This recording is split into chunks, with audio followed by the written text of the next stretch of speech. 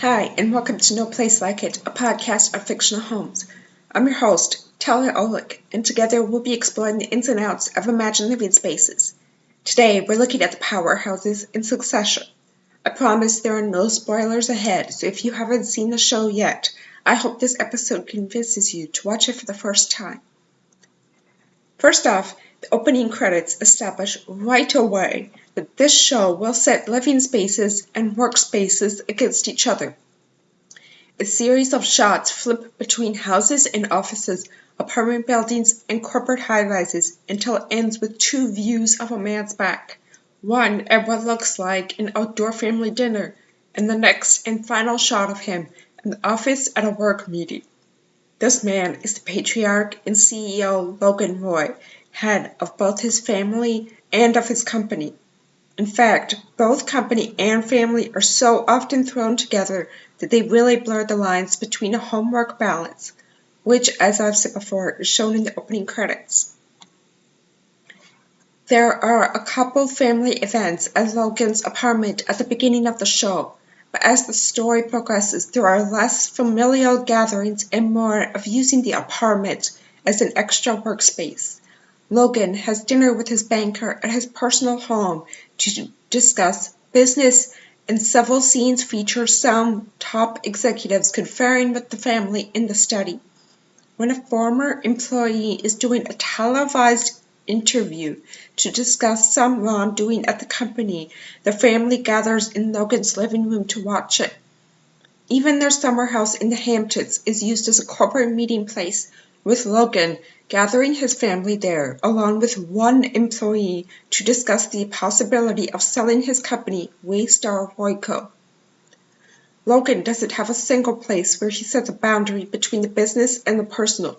In fact, he sets no boundaries between the two and frequently mixes them together to the point where work events are disguised as family gatherings, and where family events frequently have a few employees who are there to discuss business.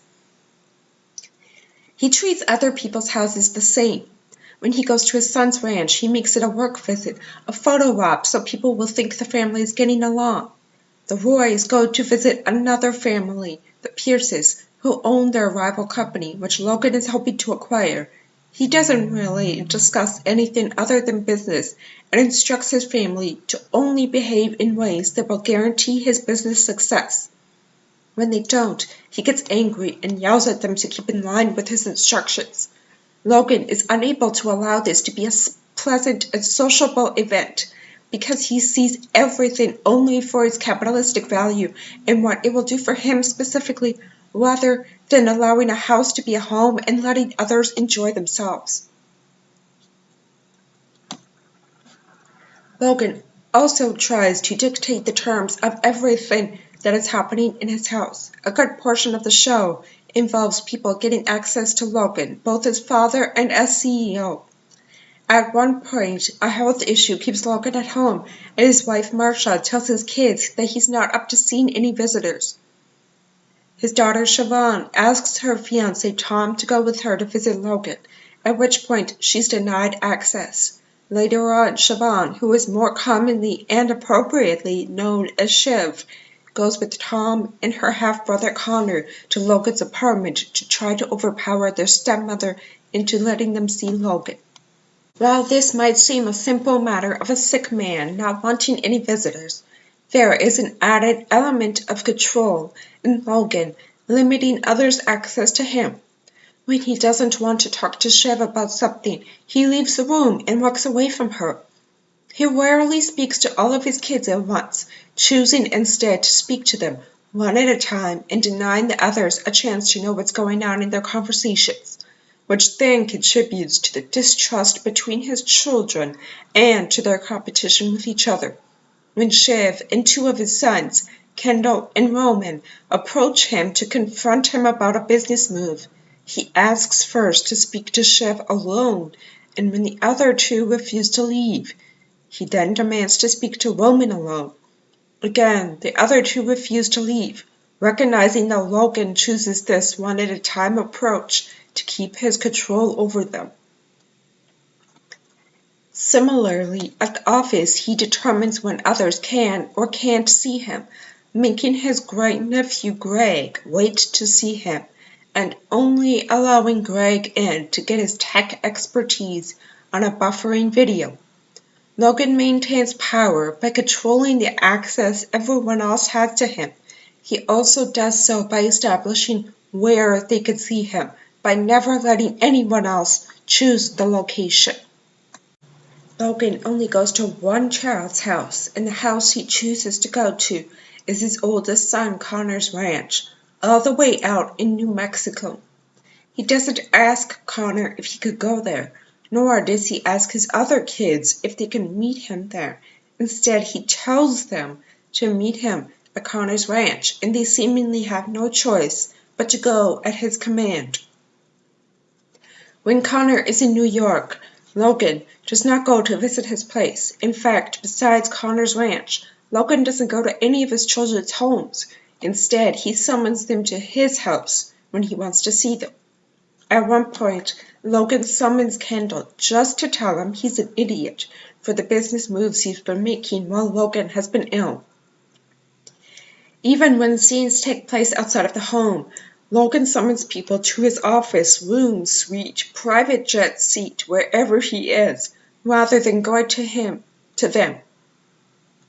The one person he does visit, because he has to, is the President of the United States.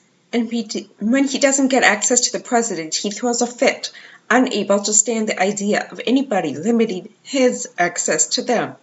Since Logan controls so much, it becomes necessary for others to find a place where he has no power, where they can share and plot outside of his controlling presence. During Thanksgiving, Tom and Greg are outside on a balcony when Tom asks Greg to shred sensitive documents for the company, which Greg does. When he does so, he calls Tom, and Tom steps out to the same balcony. Also in this episode, the General Counsel for Waystar Royco, Jerry Kelman, approaches Kendall on a balcony to discuss the idea of ousting Logan as CEO. This balcony is attached to Logan's apartment, but we never see him out there. Though these scenes are brief, it's made clear that the balcony is a place away from Logan, a place for secrets and trust. So far in the show, it's one of the few places where Logan does not control anybody. In another episode, Tom and Greg are seen burning some documents outside on a balcony. So not only are secrets formed on balconies, but they're also destroyed there. Or perhaps they're set loose by this destruction. You'd have to watch the show to see how the document burning works out for them. In yet another episode, Connor is hosting a party at his hotel suite, and Roman tells Shiv about some business moves that are in the works. Shiv heads out to the balcony, where she mentions the business moves to Kendall, and he says Roman shouldn't have told her.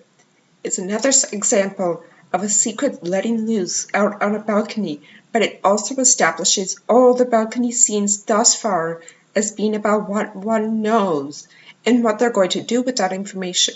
What does each character know? Do they know things? We'll find out. Today, I'm drinking the cream of Earl Grey from Genuine Tea. It's smooth, it's delicious, and it makes my mornings 1,000 times better. Check out Genuine Tea for all of your tea drinking needs. The teas are all ethically sourced, free of artificial flavors and colors, and 1% of proceeds from each purchase is donated to the Canadian Mental Health Association. Get 10% off your next order by using code TaliaCreator at genuinetea.com/TaliaCreator. Get to the last drop. We'll now move past Logan's apartment and take a look at his second oldest son's spaces. In the second season, Kendall indicates that he got rid of his house because it smelled like his ex-wife Lava. His language is telling here. He literally says he got rid of the house, much as one would get rid of a sweater with holes in it or get rid of a piece of trash. It trivializes the idea of a home, and this trivialization is made to his cousin Greg, who doesn't actually have a home yet at that point of the story, which only furthers the contrast. Houses aren't important to Kendall because he's rich enough to buy a ton of houses, while Greg's budget only considers cramped living quarters. Since he has, quote, got rid of his house, Kendall has leased a penthouse that Greg thinks is impressive. He says as much to Kendall, but Kendall dismisses this compliment, saying all the better penthouses were taken by the models since it is Fashion Week. Later, Kendall buys up a handful of units in an apartment building and gives one to Greg. At first, this might seem like a generous gift, but then Kendall throws a party in Greg's apartment. When Greg asks Kendall if they can move the party elsewhere, Kendall indicates he doesn't want to take it back to his own place, thus saddling Greg with hosting responsibilities. The whole thing is a weird display of extreme wealth and power that gives someone a place to live while simultaneously disrespecting the very place that it's given and the actual person he gave it to. It's not the only time Kendall disrespects property belonging to someone else, but I'll get to that in a minute. The effect is Greg understands it's not really his place, even saying to a visitor who compliments his apartment, "Thank you, it's not mine." Greg's lack of control over what happens in his living space is proved once again when his cousin's fiancée drops in. Tom goes to Greg's apartment to ask about confidential business stuff and ends up telling Greg he's staying over. It's similar to Logan telling Connor he's going to visit the ranch, because telling and not asking is how most characters in the series maintain power. If you ask, the power's in the hands of the responder, which then becomes more oppressive when it applies to someone else's house. It's encroaching on personal space as well as denying the person whose house it is any real power within their own space. The most notable case of encroaching on someone's personal space comes in Season 3 of the series. In Season 3, Kendall takes over his ex-wife Rava's apartment because apparently there is nowhere else in the world he can go. He uses Rava's private bathroom instead of a guest bathroom and confronts her about seeing men's razors in there. Rava asks him why he was in there, which indicates he's not supposed to use it and that he's way overstepped in the way he is using her personal space. In fact, everyone Kendall brings into the apartment majorly oversteps in the way they use and treat Rava's space. His staff spread their work documents all over the tables. Greg opens a bottle from her godfather without checking first with her to see if it is okay for him to open it. Kendall and his siblings hold a meeting in his daughter's room. His daughter isn't actually there, but it's still weird. They're invading her personal space, sitting on her furniture, without any indication that she permitted her bedroom be used at all. Kendall appropriates other spaces for his own use because, one, he doesn't respect them, and two, it's what he learned from his father, since Logan treats everything as being for his own personal and business use. Kendall has no idea how to consider other people's personal spaces in a healthy and respectful way. He throws a party at Greg's house and takes over Rava's place because he was taught to see people's belongings and places as his to use for whatever reason he wants.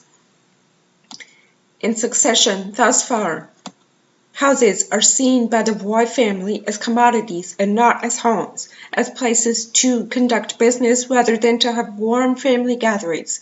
They're locations to appropriate for one's own use, and where control is maintained through strange and sometimes hilarious power moves. It's all about who wins, and the game takes place across multiple homes and locations. In the end, only one powerhouse can win, and that's what we found out in the season finale.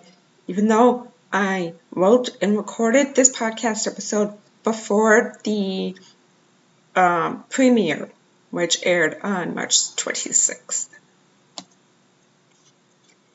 Become part of the listener support community by clicking the link in the podcast description. For 99 cents a month, you can nominate any fictional works for future episodes. For $4.99 a month, you can nominate any fictional works for future episodes and receive links to discussion boards and online group watches.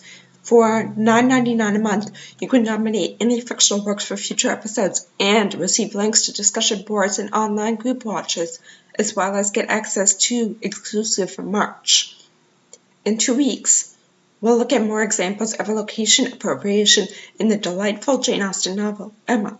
The script for today's episode is available at acutelittleShop.com. If you enjoyed this episode, please like and subscribe to the channel. Thank you so much for listening.